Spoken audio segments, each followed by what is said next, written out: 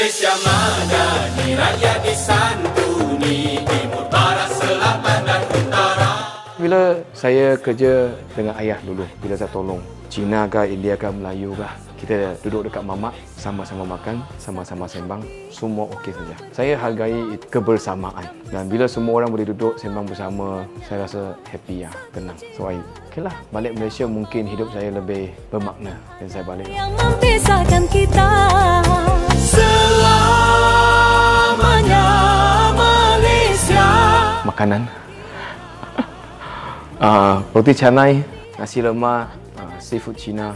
Banyak jenis makanan. Even dekat Sabah Sarawak pun ada makanan sendiri. So bagi saya suka makan. Sangat suka makan. So bila saya pergi negeri-negeri lain, saya boleh rasa makanan yang berbeza. Saya rasa happy lah. So ini benda yang saya rasa kita sebagai anak Malaysia perlu bangga. Sama Malaysia, Malaysia madani, rakyat disantuni, satukan rasa demi. Malaysia punya makanan selain daripada makanan Malaysia. Actually kita ada Japanese cuisine, kita ada Korean cuisine. Banyak negara datang ke Malaysia untuk buat bisnes makanan. It's a food heaven. You nak makan apa pun ada. Thai food, Vietnamese food, semua pun ada. Of course, saya lebih suka makanan Malaysia lah. Dekat Malaysia kan. Jujur lah. Kita grow up in Malaysia. Kita makan benda ni ikut cita rasa kita. Mesti kita rasa Malaysia lebih sedap. Of course, I miss Singapore punya kawan akan kata dia yang lebih baik lah. Tapi I akan tetap bawa dia pergi Ipoh makan lah. Setiagakah bersama kita merdeka, kita semua. Saya paling suka pergi Mabul sebab tak ada orang sana. Tak adalah. Saya suka pantai. Saya suka air. So bila pergi Tawau, pergi Semporna, pergi Mabul, matahari, boleh rehat dekat sana, boleh pergi scuba diving, boleh pergi diving, makanan tempatan, seafood, orang pun best. So I suka lah. Every half a year I go. Negara Malaysia madani, hai bersatu hati.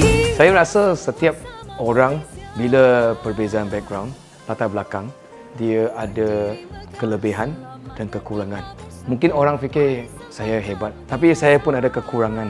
Mungkin saya tak cukup detail, mungkin saya tak pandai sangat repair motor. So, dalam setiap tempat dalam company, mesti ada orang yang lebih pakar dekat benda tu. Saya ambil pekerja bukan berdasarkan you punya warna kulit, you punya agama ataupun you latar belakang, tapi you punya profession. Mungkin you lebih bagus dengan komputer dan you jaga dan you boleh tahan dengan spare part. Dan perempuan mah, so you jaga spare part perempuan. Kalau you pandai repair motor dan you ada pengalaman yang banyak dalam turun enjin dan you buat service bay yang buat khas untuk enjin saja. Kalau you pandai cat, you buat restore. Kalau orang yang suka buat sales, tak kira lah you Cina kah, Melayu kah, India, orang Sabah kah, Sarawak kah, selagi you sudi mencuba, saya bagi you position dekat sana.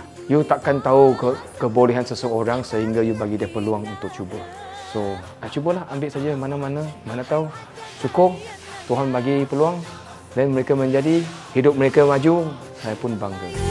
Pula macam-macam budaya. Kita punya bendera dekat outlet setiap hari ada punya. Kalau you pergi branch Puncak Alam, kiri kanan mesti ada bendera punya. So bendera Selangor, bendera Malaysia dulu. Dekat HQ, tiang dekat atas, bendera Malaysia, bendera Selangor dan bendera company. Oh ya. Oh ya, memang ada punya. Saya sayang negara saya. Negara kami lah, negara kita. Makanan sedap. We have the best environment in the world. Kita ada banyak nature yang bagus. Ekonomi kita pun stabil. Politik pun okey. It's the best place.